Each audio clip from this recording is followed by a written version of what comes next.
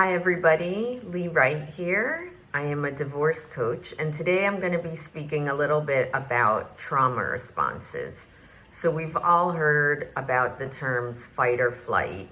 There are actually 4 trauma responses, and when we are going through divorce, we are in a state many times of feeling somewhat unsafe. There's so much turmoil, our lives are being turned upside down, potentially our housing, finances, worried about your kids, extended family and friends. There's a lot of change and unsureness about what the future is going to look like.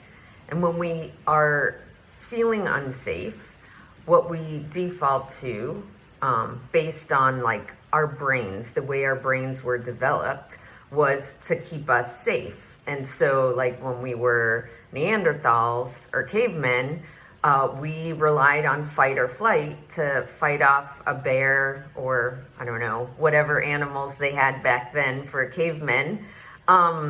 Nowadays, we still have those instincts. It comes from the mammalian part of our brain and the reptilian part of our brain, which is our more reactive part of our brain. And we either react with fight, flight, freeze, or fawn. So those are the 4 trauma responses. And in future videos, I will talk about each one individually. But what I want to highlight here is creating an awareness of those responses so that when you are communicating with your ex during the divorce process or after the divorce process, to be aware of which of those reactions you tend to default to, especially with your ex. Because when we are getting divorced from someone, we've obviously created patterns with them over a decent period of time, and those patterns are almost like a rut in our brains.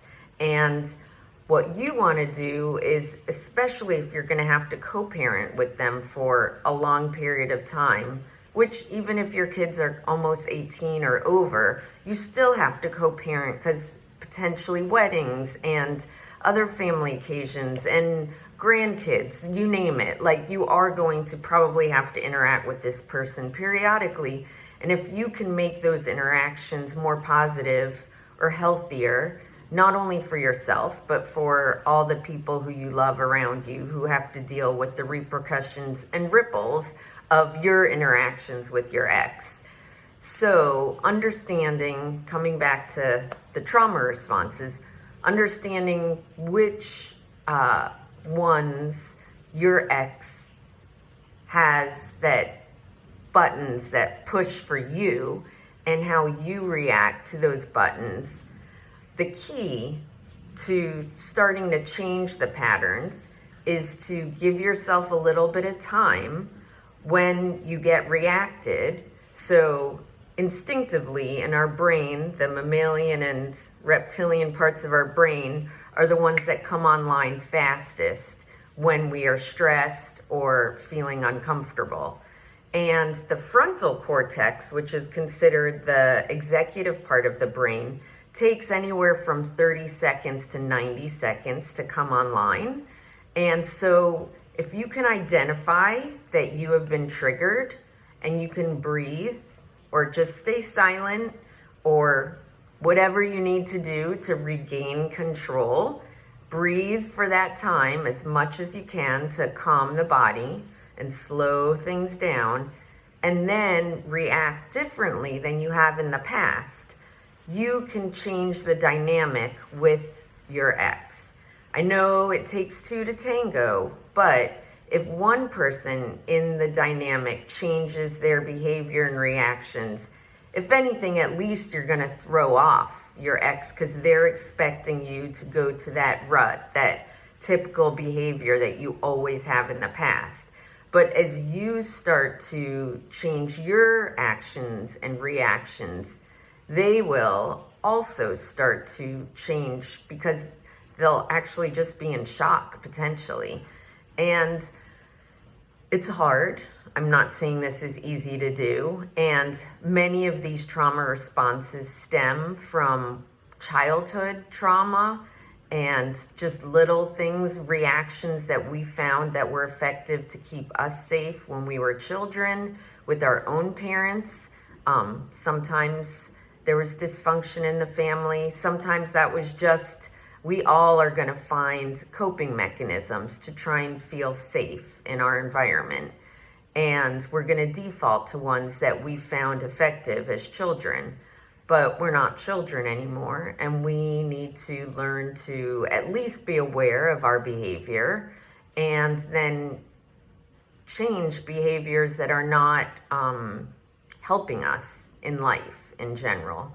And so I wanted to make this video just to highlight the 4 trauma responses. So fight is somewhat obvious, going to immediate attack or on the offensive if you feel attacked, and escalating up with a lot of anger, or there's some other things, but that's kind of the nutshell. Flight is trying to escape the situation, or sometimes it's not wanting to deal with the situation, so you stay so busy that you don't have to even feel or don't have the time to even process or think. You just leave and get busy with something else. Then there is freeze. Freeze is where you literally shut down, almost like you disassociate from yourself and your body. It's almost like you weren't even there sometimes because you don't remember details. It's a coping mechanism, like a just shutting down. And then fawn, the last one, is where we try and people please. We try and keep the situation happy.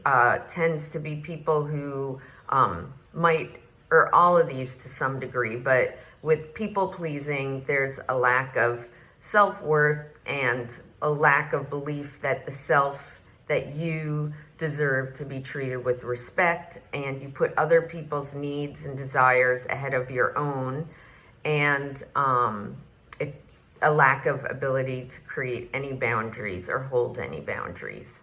So those are the 4, and just taking a little bit of time right now to think about, okay, I'm entering a very stressful period of life. I want to be prepared. I would like to save the relationship with my ex as much as possible so that we can be as amicable as possible, so that our kids